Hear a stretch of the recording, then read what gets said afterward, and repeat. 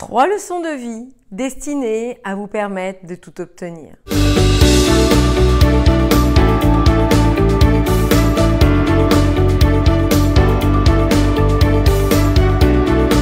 Bonjour mesdames, je suis ravie de vous accueillir dans cette toute nouvelle vidéo, la première vidéo de cette nouvelle année. Toujours dans le but de vous inspirer, de vous impacter, de vous permettre de comprendre que vous avez ce droit divin de tout obtenir de la vie. Pour celles qui ne me connaissent pas, je suis Samantha Pampiglia, coach experte en relations amoureuses, mais aussi en développement personnel au féminin. Je suis la personne qui va vous permettre de créer une belle histoire d'amour, stable, fluide et épanouissante. Et cela, peu importe votre âge, vos histoires passées et ce que la société a bien voulu vous faire croire. À partir du moment où vous aurez en vous les bonnes connaissances, les bonnes aptitudes, je peux vous garantir que tout ceci sera facile et accessible. Je ne sais pas si vous êtes comme moi, mais à chaque début d'année, je vais faire en sorte de faire le bilan de l'année écoulée.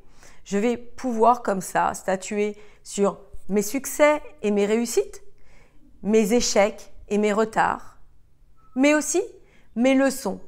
Quelles ont été les leçons de l'année passée? Pour celles qui me suivent et qui ont l'habitude de m'entendre parler, elles savent à quel point j'allie le pragmatisme, mais aussi la spiritualité. Et je pense très sincèrement que dans la vie, rien ne nous arrive pour rien.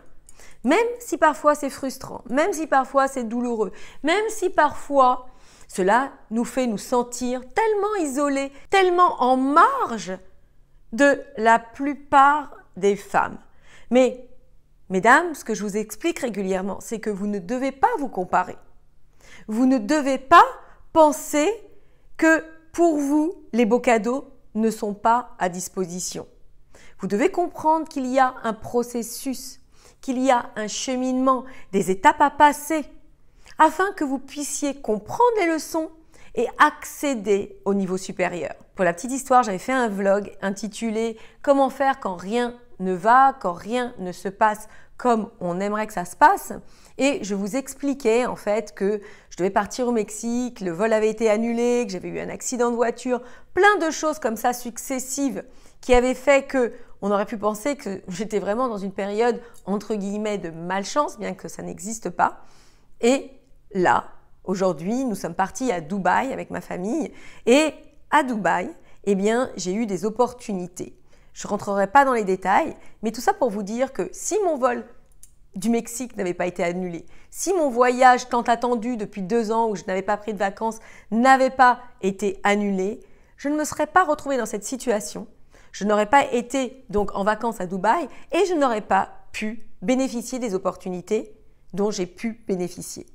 Donc tout ça pour vous dire que si aujourd'hui, les relations amoureuses que vous vivez ne sont pas concluantes, si aujourd'hui les hommes que vous avez rencontrés ne sont pas les hommes que vous attendiez, si aujourd'hui vous vous sentez seul, si aujourd'hui vous n'avez pas encore ce que vous désirez, eh bien je vous invite à faire une introspection pour pouvoir réellement constater le pourquoi du comment. Il y a une leçon à comprendre, il y a un message derrière tout ça, il y a aussi le moyen pour vous de ne pas reconduire les mêmes schémas, de ne pas reproduire les mêmes actions, pour ainsi vous créez l'opportunité de voir de nouvelles situations apparaître. Donc, la première leçon que je tire de cette année, c'est qu'il n'y a pas d'échec. Il y a juste la vie qui vous dirige différemment, qui vous oriente vers ce qui est bon pour vous. Et si on ne le comprend pas, si on pense que nous n'avons pas de chance, qu'à chaque fois la vie nous met des bâtons dans les roues, eh bien vous comprenez l'état émotionnel dans lequel on va se mettre. On va se dire qu'on est marginalisé, que pour nous ça ne fonctionne pas. On va créer des croyances qui vont nous laisser dans ces états de fait. Et au final, en conclusion, on se dira que les beaux cadeaux sont réservés aux autres et jamais pour nous. Donc mesdames, je vous en conjure, regardez bien l'année qui s'est écoulée, regardez les choses qui n'ont pas fonctionné pour vous et essayez de les entrevoir d'une autre façon. Essayez de percevoir les cadeaux derrière tout ça. La deuxième leçon que j'ai tirée de cette année, c'est qu'il ne faut pas être impatiente. Je suis la personne la plus impatiente que je connaisse. Je suis perfectionniste, exigeante et très ambitieuse. Je dis souvent que lorsque je joue, c'est pour gagner. Soit je gagne ou soit je gagne. Donc, vous comprenez qu'avec cet état d'esprit, Eh bien, dès que les choses, du moins auparavant, ne fonctionnaient pas, je me mettais moi aussi dans un état de frustration.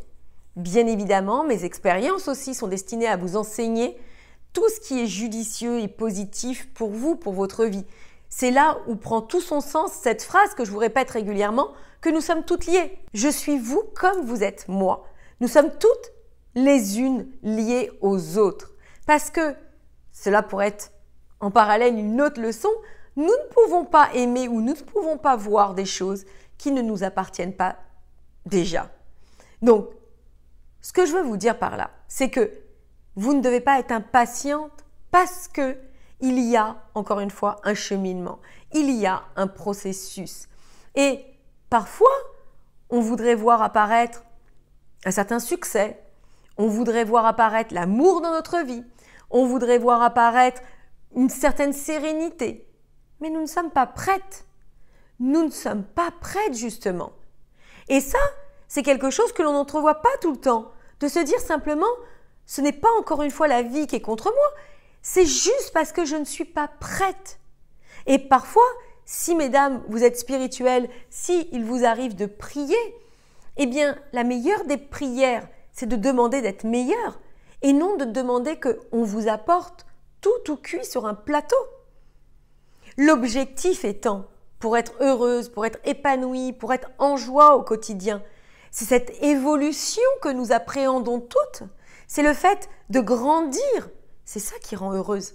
C'est le fait de s'émanciper qui nous épanouit et non d'obtenir les choses sans avoir eu les efforts nécessaires destinés à nous faire grandir émotionnellement, grandir intellectuellement, être en soi la femme qui est là pour embrasser cette nouvelle destinée. Donc, ce qu'il faut retenir dans cette leçon de vie numéro 2, c'est que vous devez comprendre qu'il y a un processus. La vie a un plan pour vous, beaucoup plus grand que vous n'imaginez. Vous ne devez pas bloquer ce processus en étant frustré, en ne comprenant pas tout ça, en essayant aussi de forcer les choses. Vous devez juste accepter ce flux de vie qui vous porte et qui est destiné à vous faire grandir et à vous permettre d'obtenir ce que vous désirez. La leçon de vie numéro 3 que j'ai tirée de cette année, c'est que ce que vous désirez vous appartient déjà. Le succès, l'homme idéal, le fait d'être épanouie et heureuse, le fait de réussir ce que vous désirez, cela vous appartient déjà. Et c'est tellement bénéfique de le comprendre parce que, encore une fois, ce n'est pas ce que la plupart des gens comprennent, qu'ils doivent faire des efforts, qu'il y a une probabilité qu'ils ne l'obtiennent pas. Ces personnes nourrissent en général du doute, surtout, de la peur, surtout. Toutes ces manières de fonctionner sont vaines, stériles et vous éloignent du succès. La bonne démarche, c'est de comprendre que tout ceci vous appartient et vous devez vous mettre les efforts en place pour y accéder. Savoir quel va être le chemin le plus court, le plus judicieux à utiliser afin de pouvoir vous les approprier. Votre plus grand défi dans tout ça, c'est de vous soutenir, d'être votre allié, votre plus grande supportrice et de ne jamais, au grand jamais, vous abandonner. Je me souviens, il y a 6 ans, quand j'ai créé mon entreprise, eh bien, mesdames, je ne faisais pas un copier-coller sur un ordinateur. Je le répète très régulièrement, mais c'est quelque chose quand même d'assez ahurissant. Je venais d'avoir mon 3e fils. Et pour celles qui sont mamans, elles comprennent que quand on a un nourrisson dans les bras, les nuits que l'on ne fait pas, la difficulté pour s'occuper justement de son enfant, de ses autres enfants, tout ça vous ébranle, tout ça vous affaiblit. De plus, eh bien, je ne vais pas vous cacher que quand j'ai lancé mon entreprise, peu de personnes autour de moi croyaient en ce que je faisais. Peu de personnes me soutenaient. Je me rappelle, j'étais trop excitée de parler de tout ça et les personnes restaient carrément muettes. Je ne sais pas si vous voyez ce que ça fait. Quand vous parlez de quelque chose qui vous excite et la personne en face de vous ne vous dit même pas blanc ou noir, mais il ne parle pas. C'était hyper frustrant. Et je peux dire que je n'ai rien lâché. Je me rappelle même que je répondais à des personnes qui likaient ma page Facebook à 2 h du matin en donnant le biberon à mon fils. Je leur disais merci d'avoir liké mon post, abonnez-vous à ma page. Vous voyez ce que je veux dire? À 2 heures du matin en train de donner le biberon avec tout ce que je vivais. Et vous devez vous soutenir, vous devez être courageuse et vous devez vous impacter positivement pour atteindre vos objectifs, pour atteindre vos rêves. Et l'amour ne déroge pas à la règle. L'amour suit un processus, l'amour suit des étapes, un pas à pas qui va vous permettre, si vous le comprenez, d'atteindre votre objectif. Vous m'entendez aussi le dire régulièrement, les relations amoureuses s'apprennent, comme on apprend n'importe quelle matière.